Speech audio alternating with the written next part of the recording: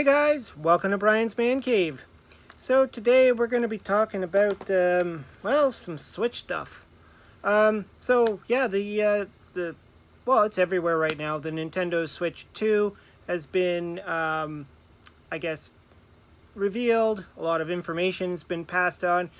Frankly, I wasn't so excited about it because, it took me a long time before I spent the money and decided I wanted to have a Switch in the first place. The Switch was already several years old, and one of the things I remember is that the price didn't really change very much. Even when I bought this on March 10.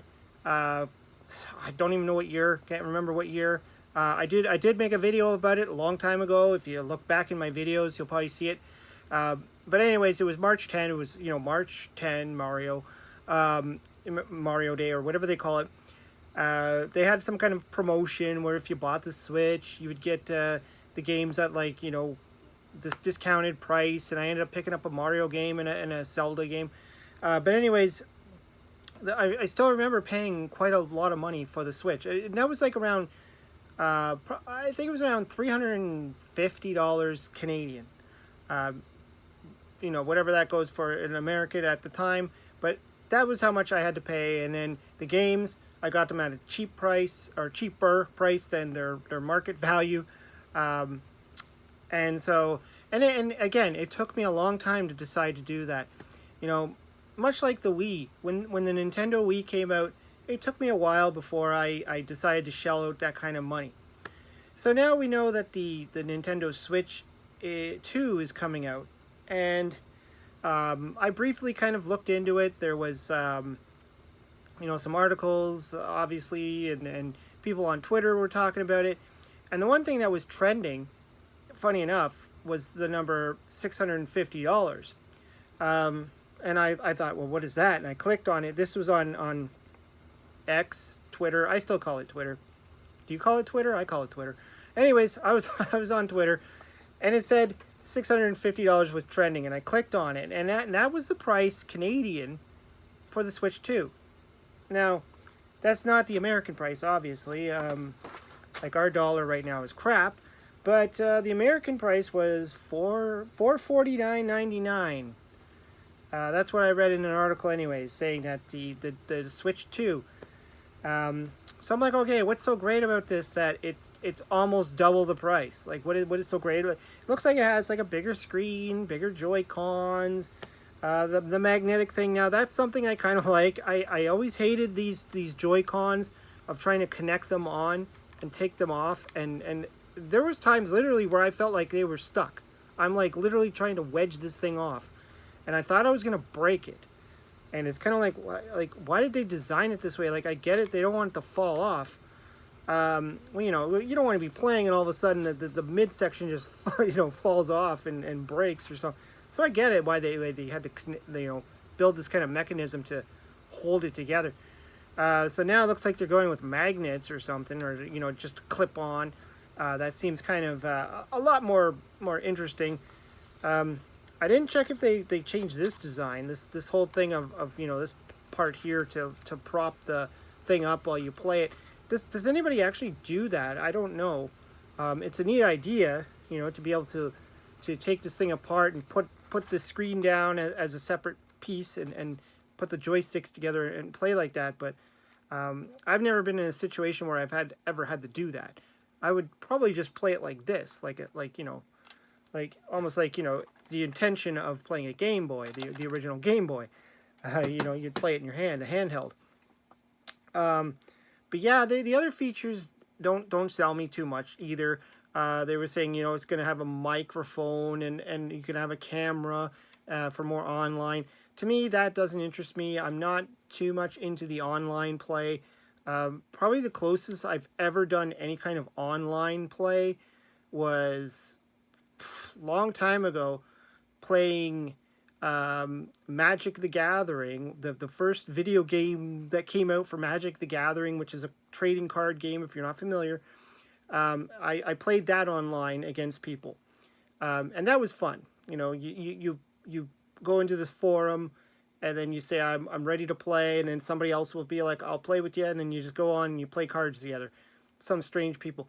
Other than that, I've never been an online gamer. It seems fun, especially if it's going to offer it for some of the classic stuff. And this is really what it came down to for me. It was, the thing I kind of like about Nintendo is they kind of still keep the classics, the old stuff, the stuff that I'm into. The old video games that I'm into. And even if it's modernized versions of the old games. And I thought that would be kind of neat. If I could use this to play some online classic games, that would be cool. But other than that, that doesn't sell me too much. I typically play video games by myself. I don't have people coming over playing. I don't I never have player two. Basically, it's always an AI player for me.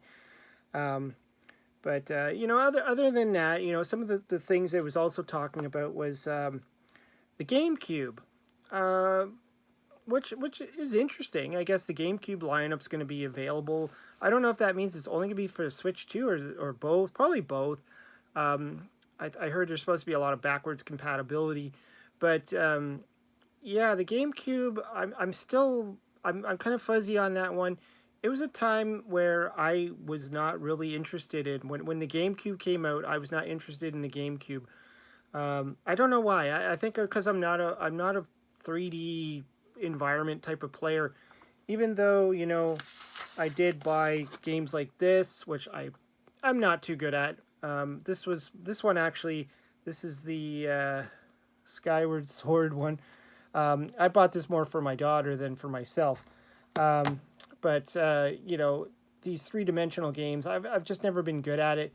And even when I bought the N64 back in the day, I didn't play a whole lot of games on it. I bought it for Cruisin' World, and I played the Super Mario N64, and I stunk at it. I bought the golf one, and I stunk at it.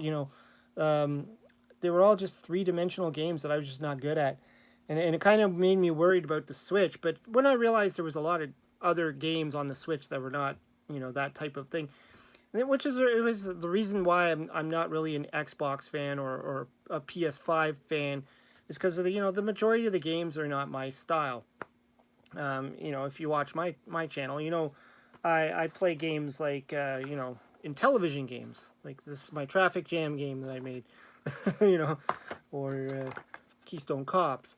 Like I play the old classics. I like the old stuff, which after a while realized that the Switch kind of does offer that kind of feel to it.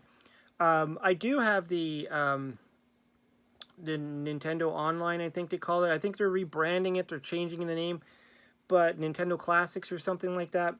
And that's where the GameCube thing is going to be. However, I think it's part of the extra extension pack where you have to pay more money. And I'm not crazy about that. I mean, right now I'm not even crazy about paying for the Nintendo thing. I think I only bought it because I bought the Mario Maker 2 game, and it was cool to have the membership to go on there to save your games and have other people try it and try other people's levels. But to be honest, that kind of grew tiring to me. As much as I think it's cool to be able to build your own Super Mario levels, after a while, after I built a bunch of old levels and stuff like that, I was just like, okay, I'm kind of done with this. I still periodically will go on to the Nintendo thing and see what they have for the NES and see what they have for the Game Boy or whatever they're starting to offer now, the SNES, and like Super Punch Out or whatever, and give that a go. But the thing is, I have the original systems right here in my man cave. I can plug in my Nintendo 64 at any time, my SNES, my Nintendo. I have the emulators on my computer, so the fact that I'm paying for the service, really doesn't sit well with me. So yeah, in short, well, I guess not short. It's been 9 minutes of me blabbing about the Nintendo Switch. Am I gonna get a Switch 2? I don't think so. I can't see myself wanting to spend over $600 for a little handheld system that's almost, in my opinion, gonna be the same as this. Even if this breaks on me, even if this one fails on me, I probably would search out another Switch, or maybe the other one that's not, you know. No, I don't think I'd go that way either. The one that's just a handheld. I'd probably search out another Switch. And it'd be interesting to see if the price of this will now drop, that the Switch 2 is coming out. Or if this is still going to be $300 and something for like ever. Because that's just weird. And that's not talking about the games too. The games are supposed to be, for the Switch 2, are supposed to be really expensive. You know, buying this was a lot of money. And I don't have a lot of Switch games because of that. But anyways, let me know what you think. Are you going to buy the Switch 2? Tell me why. What are your interests for it? Are you? Is there something specific about it? Is it just you buy everything Nintendo? Is it because you want to play online games? Is it like what's really getting you to want to buy that Switch 2? Or if you're American and you don't have to pay the $600 that we have to pay in Canada, that's an interesting one. Anyways, let me know what you think. Throw some comments down below. Hope you subscribe. We'll talk to you later.